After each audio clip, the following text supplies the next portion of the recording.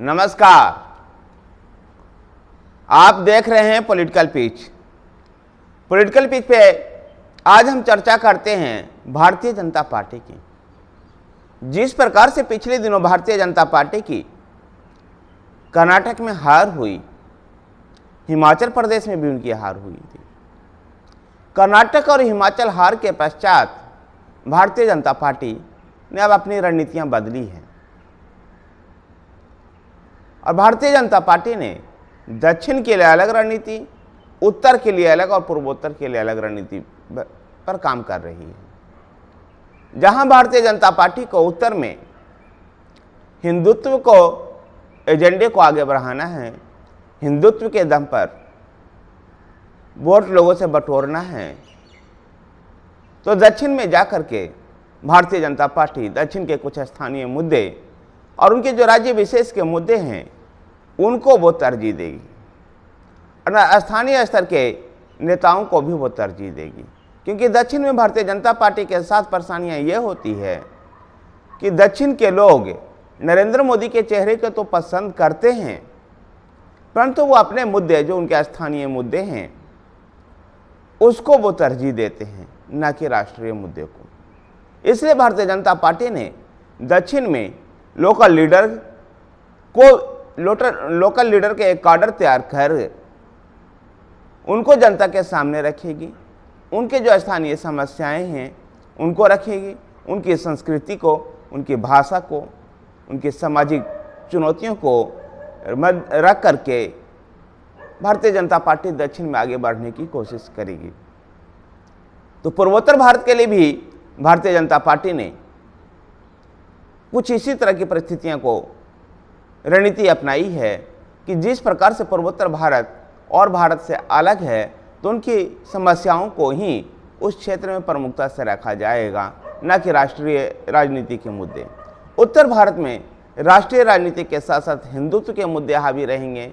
मोदी का चेहरा इन तीनों क्षेत्रों में भारत का हावी रहेगा और निसंदेह, क्योंकि मोदी का चेहरा उत्तर से लेकर दक्षिण और पूर्वोत्तर भारत में भी पसंद किया जा रहा है, इसलिए मोदी का चेहरा सामने रखा जाएगा। भारतीय जनता पार्टी दक्षिण में अपने लिए गठबंधन सहयोगियों को भी ढूंढ रही है। वैसे तो गठबंधन सहयोगी उत्तर भारत से भी ढूंढने की कोशिश हो रही है, लेकिन दक्षिण भारत में जिस प्रकार से भारतीय जनता पार्टी का प्रभाव बहुत कम है, ऐसे में वो विभिन्न राज्यों में, अलग अलग राज्यों में अलग अलग क्षेत्रीय ताकतें को ढूंढ रही है, ऐसी छोटी बड़ी पार्टियों को ढूंढ रही है जो भारतीय जनता पार्टी के साथ आकर के आगामी लोकसभा चुनाव 2024 में लड़ सके। कर्नाटक में भी जेडीएस के साथ गठबंधन की तैयारी है, तो आंध्रा और तेलंगाना में टीडीपी के साथ और पवन कल्याण की जनसेना के साथ। तमिलनाडु में ऑल इंडिया अन्ना डीएमके के साथ पहले ही गठबंधन है, तो केरला में भी भारतीय जनता पार्टी अपने सहयोगियों को ढूंढ रही है। नॉर्थ ईस्ट में भारतीय जनता पार्टी का अपना एक एजेंडा है और एक संगठन है, एक एलआई है, जो नॉर्थ ईस्ट के जो छोटे छोटे राजनीतिक दल हैं वो सभी उसमें जुड़े हुए हैं।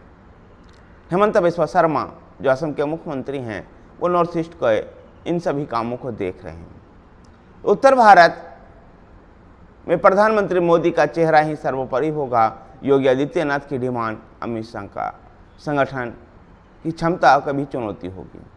कह सकते हैं कि भारतीय जनता पार्टी बदले हुए रणनीति में, बदले हुए परिस्थितियों में अपनी रणनीति को बदल करके 2024 की लड़ाई लड़ने जा रही है।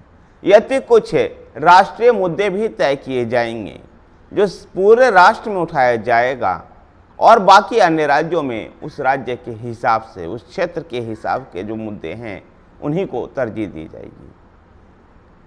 भारतीय जनता पार्टी ने नरेंद्र मोदी सरकार के आने के बाद विभिन्न केंद्रीय योजनाओं से लाभार्थी जो समूह हैं उसको भी वोट बैंक के रूप में इस्तेमाल करना चाहती है।